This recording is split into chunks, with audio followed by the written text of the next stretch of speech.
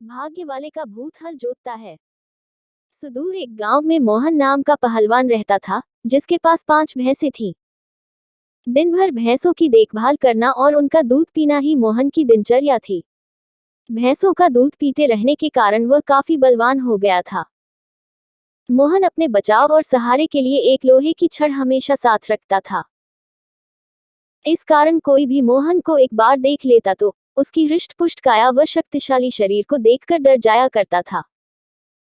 मोहन का पूरी दुनिया में कोई नहीं था, तो उम्र बढ़ने के साथ उसे अपनी शादी की चिंता सताने लगी थी।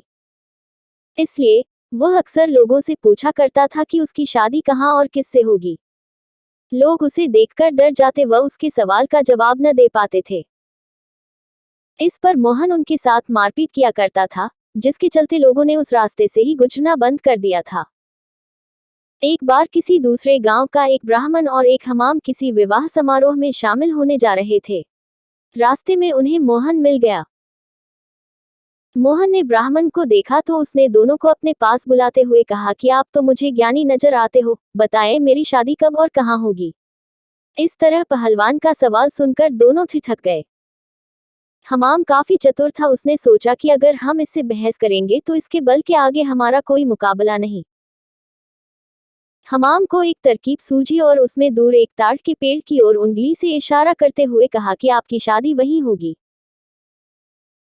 हमाम की बात सुनकर मोहन फूला नहीं समाया और प्रसन्न होकर उसने अपनी 5 भैंसें दोनों को दान में दे दी और ताड़ के पेड़ की दिशा में चल पड़ा।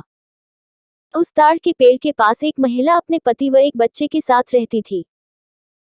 उसका पति बड़ा ही धूर्त व आलसी किस्म का शख्स था और उसे बात बात पर झूठ बोलने की आदत थी। इस वजह से वह महिला अपने पति से बेहद परेशान रहती थी। काफी दूर तक पैदल चलने के बाद जब मोहन ताड़ के पेड़ के पास पहुंचा तो वह औरत घर के बाहर निकली। घर के आंगन में प्रवेश करते हुए मोहन लड़खड़ाकर गिर पड़ा और उसका एक हाथ औरत के गाल पर तमाचे की तरह लग गया। औरत को लगा कि पहलवान जरूर उसके पति को जानता होगा। अपने एक हाथ से गाल मलते हुए औरत ने पहलवान को अतिथि कक्ष में बैठने के लिए कहा और उसे जलपान कराने लगी। इतने में औरत का पति वहां पहुंच गया। एक पराये मर्द के साथ अपनी पत्नी को देखकर वह गुस्से से मोहन की ओर इशारा कर पत्नी से पूछने लगा कि यह शख्स कौन है। औरत ने डरते हुए कहा कि उसे लगा कि वह परिचित है, इसलिए उसने उसे भीतर आने दिया। अपनी पत्नी की बात सुनकर वह शख्स और भी क्रोधित हो गया और लड़ने के लिए मोहन की ओर झपका। शख्स को रोकने के लिए मोहन ने अपने लोहे की छड़ उसके सिर पर रख दी, जिससे वह आदमी वहीं मर गया। यह सब दृश्य देखकर उसकी पत्नी रोने लगी। माहौल को देखकर पहलवान वहां से जाने लगा तो उस औरत ने मोहन को रोक लिया और कहने लगी कि उसके पति के अलावा घर में कमाने वाला कोई नहीं था और उनकी मृत्यु के बाद अब तुम्हें हमारे साथ ही रहना होगा। इसके बाद मोहन उस औरत के साथ उसी घर में रहने लगा। मोहन को भैंसों का दूध पीने के अलावा कोई काम नहीं आता था। ऐसे में कुछ दिन बाद जब घर का राशन खत्म होने लगा तो महिला ने उससे कहा कि वह बाहर जाकर कुछ कमा कर लेकर आए या फिर राजा के पास जाकर खेती के लिए जमीन मांग ले ताकि वह खेती कर अपना भरण पोषण कर सके। महिला की बात सुनकर पहलवान अपने लोहे की छड़ उठाए राजमहल की ओर चल पड़ा। राजमहल के पास पहुंचने पर सभी द्वारपाल और सैनिक मोहन की काया देखकर डर से कांपने लगे और तुरंत राजा तक सूचना पहुंचाई कि कोई बलवान हाथ में लोहे की छड़ लिए महल की ओर बढ़ता चला आ रहा है। सूचना पाकर राजा ने तुरंत अपने मुंशी को बुलाया और उसे तत्काल पहलवान के पास जाकर आने का कारण पूछने को कहा। पहलवान मुंशी को खेती के लिए जमीन मांगने की अपनी विनती बताता है। संदेश लेकर राजा के पास पहुंचने पर राजा पहलवान को ढेर सारी जमीन देने का आदेश देता है। मुंशी बेहद चतुर होता है तो वह राजा द्वारा पहलवान को दी गई अधिकांश जमीन स्वयं के लिए रखकर मोहन को कब्रिस्तान के पास एक बंजर जमीन का छोटा सा टुकड़ा दे देता है, जिसे पाकर पहलवान खुशी खुशी वापस लौट जाता है। उस बंजर जमीन के पास के बीच में एक पीपल का पेड़ होता है, जिस पर भूतों का बसेरा होता है।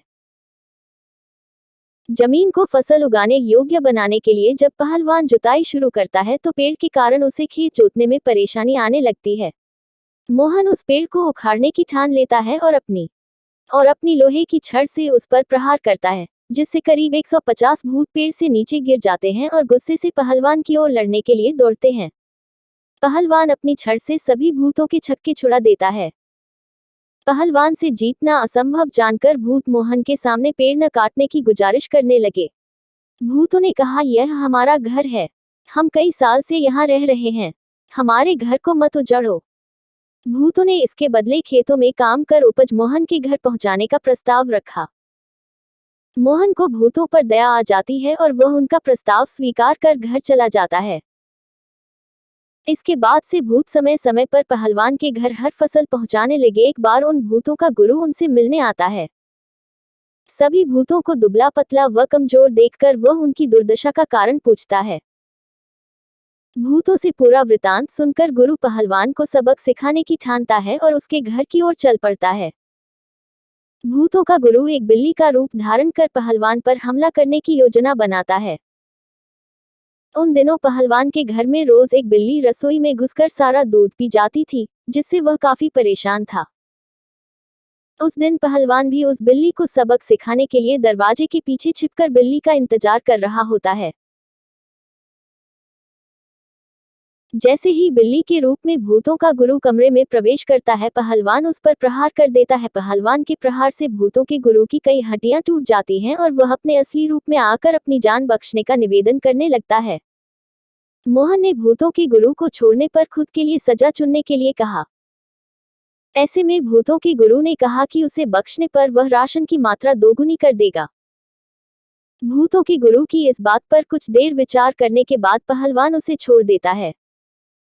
पहलवान के घर से निकलकर भूतों का गुरु सीधे अपने शिष्यों के पास जाता है। शिष्यों के पूछने पर वह उन्हें पूरा वृतांत बताता है और कहता है कि अब से पहलवान के घर भेजने वाले राशन की मात्रा दोगुनी करनी होगी। कहानी से शिक्षा: अगर आपका भाग्य बलवान हो तो विपत्तियां भी अवसर में बदल सकती हैं।